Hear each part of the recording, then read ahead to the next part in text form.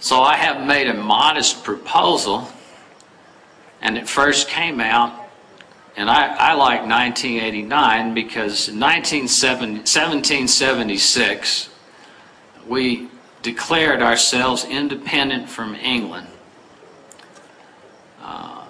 We didn't declare ourselves to have a Bill of Rights, though, until it was offered by Madison to the Congress, and the first state approved it in 1789. So my book, Underground Lawyer, came out 200 years after the Bill of Rights was first proposed. The Bill of Rights passed in 1991. And that's amazing when you think about it. It's offered to Congress in 1789, and it passes in 2 years. Our president couldn't pass gas in 2 years. Unless it was some sort of mustard gas or poisonous gas or something that created enemies out of neutrals or even friends.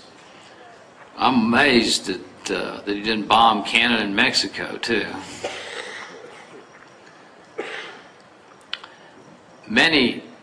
So anyway, in my book, in Underground Lawyer, I made a simple proposal. If two negatives make a great positive, being a bad lawyer and a bad politician, and a bad politician means they couldn't get elected to dog catcher. It doesn't mean they were honest or dishonest. A good politician is someone that gets elected. I went to the bottom of the list. Who do we trust less than lawyers? Who do you trust less than politicians? Used car dealers. They're at the bottom of the list. They're keeping the legal profession above the mud. If you had a politician and a lawyer there and on a corner and a used car dealer, you would ignore the used car dealer and go to the politician or the lawyer. So my simple solution to create perfect judges worthy of being worshipped in their black robes. Yes, it is. Thank you.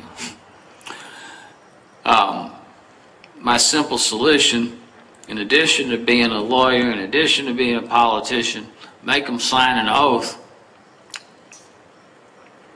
that they've sold at least one used car.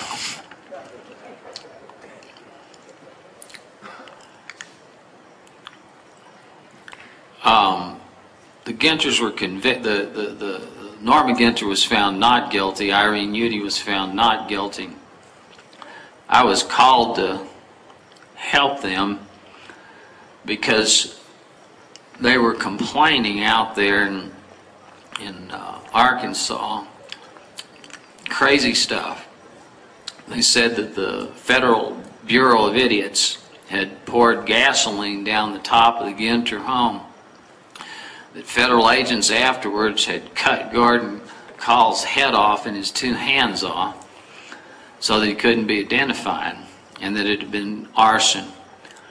And so as a good citizen, I said, I'm not going to get on a plane and go help these nuts, but I am going to hire a legitimate arson investigator to go down there and prove that that's not true. Maybe he'll qualm things, calm people down, and that will be my duty as a good citizen. I sent Roy Paul down there, a licensed, full-time Houston arson investigator, and he came back. He says, Mike, I said, yeah. I said, can you prove this is all ridiculous, that they didn't burn that place down? He says, no. He says, it's absolutely certain that the government burned the building down. Absolutely certain. And so, after that, after he proved the nuts were right and government was wrong, I felt I had an obligation to go down there and defend them. And that's what I did. And it's interesting, I ran into along the way some great patriots like Red Beckman and people like that who were also telling people that the government was burning buildings down, and mainstream was saying these guys are nuts. So I met a lot of nuts, and a lot of these nuts, turns out, are some of the most honorable, most patriotic, most hardworking people in America. They're kind of scary, particularly if you're like me and you don't think you're a nut. The Morans were convicted in 2004. They fired their court-appointed attorneys who did not put on a case. Everybody else was convicted. The sentencings, the top-of-the-line sentences were 15 to 20 years. The appeal was filed, and in the summer of 2007, their case was reversed and ordered for new trial. And they asked me to take their case. I had just finished taking a case which had cost me a fortune up north, and so I turned it down, and they asked me again, and I'd give them some impossible terms. One, the judge up there, who had a reputation of being pretty mean, would have to court appoint me. Two, I'd get to pick any local counsel I wanted.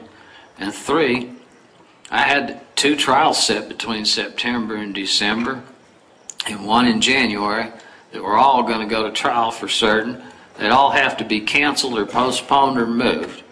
So I felt I was pretty safe.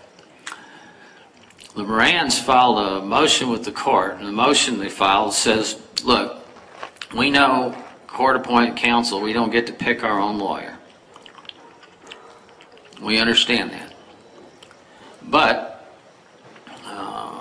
we think we should have someone that's minimally competent.